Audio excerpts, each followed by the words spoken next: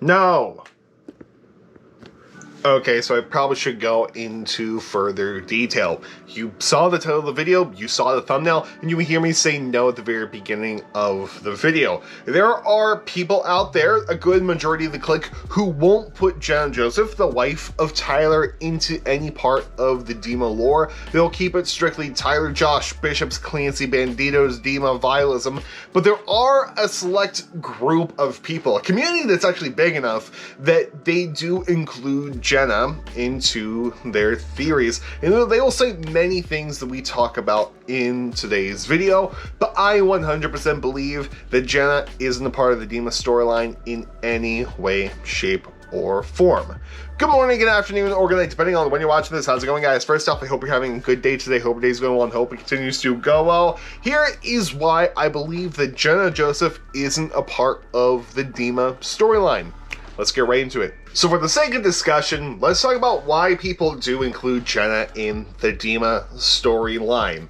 So, ever since Blurryface, Tyler has written the song for Jenna in each album. In Blurryface, it's Tear My Heart, in Trench, it's Smithereens, and then in Scale Nicey, it was Formidable. And to be fair, in the Blurryface era, Tear My Heart does have a music video where Jenna does in fact feature. A lot of people will say Blurryface as the start of the Dema storyline era. We know that Tear My Heart has the name of Bishop Carver within the song's lyrics with the line, "She's a Carver." So for most people, it makes sense that a song talking about Jenna, talking about love, with Jenna in the music video is perfectly good information.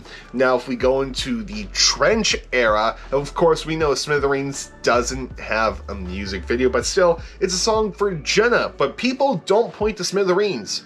People point to Levitate, which I always thought was weird until I realized this within the past 2 months. It was not knowledge to me because when the music video got released, I wasn't that big into 21 Pilots lore, but in the Levitate music video, Jenna actually makes a cameo because she's the one shaving Tyler's hair. Look, there she is right there. Hi Jenna, how's it going? I didn't recognize you at all. So people will cite that as well. Going into the Skilled in Icy era, of course, we know Psy is propaganda, and so a good majority of the songs on Skilled in Icy are propaganda songs, and people cite Formidable, but, and of course, that is a little bit weird to think about. A love song is propaganda, but that's besides the point. People don't point to Formidable. No, they point to two places. They point to the live stream experience because Jenna makes a cameo in there during Saturday. And speaking of Saturday, Jenna does have a feature. She's the one on the phone call with Tyler, which is such a cute way, a fun way that section came about. If you go watch the ET Canada interview with Tyler, it is so fun to listen to how that section came about.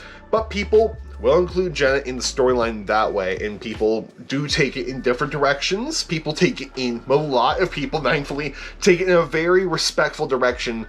There's a minority of people who do take it in a direction which includes real life Tyler stuff, which includes the children, which please don't include the babies, include the children in any of your theories.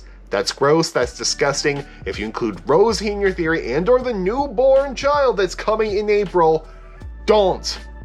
I will ban you from the comments. But people do say that Jenna is a part of the Dema storyline for these reasons. And again, a good majority of people who do include Jenna do it in a respectful manner. However, I don't think she's part of the Dema storyline at all. Let me explain why.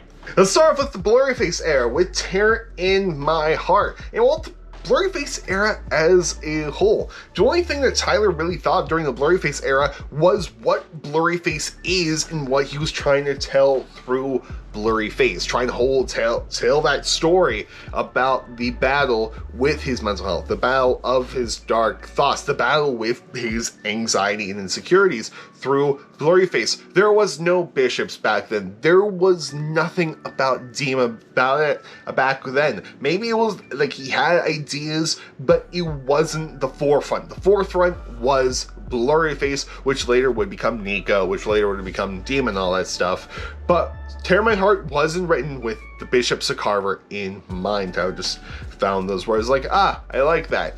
But the Tear My Heart music video was not based on Dema lore. Really, none of the Blurryface era videos, except for Heavy Dirty Soul, were based on anything about Dema lore at the time of it being written. And I'm going to say this a lot.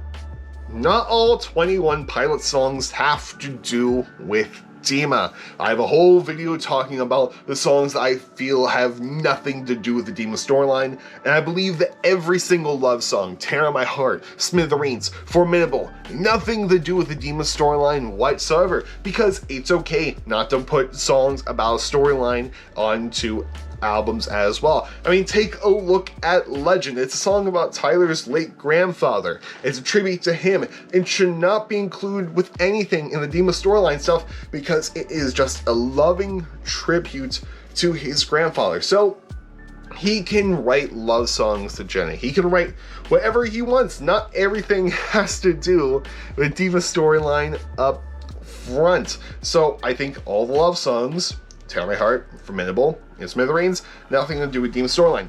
Okay, but what about Jenna in the Levitate music video?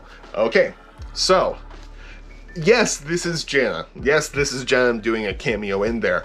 However, it doesn't mean she's part of the Dema storyline.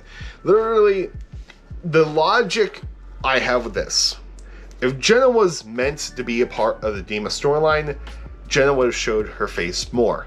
Many people in that music video showed their faces. For example, yes, we see in the Jumpsuit music video Josh wear the full getup, but in the Levitate music video, Josh is unmasked, he's all that. Tyler, same thing as well. There are many people who are walking back to the Bandito camp, many people who are in the Bandito camp, but Jenna is all covered up because it's just a cameo. It's supposed to be a cameo. It's supposed to be just a fun thing to hide within the music video. It's like, hey, that's cool, that's awesome, seeing Jenna in the music video, much like how there's a whole bunch of references within Christmas Saves the Year. Now, okay, let's fast forward to the Scaled and Icy era.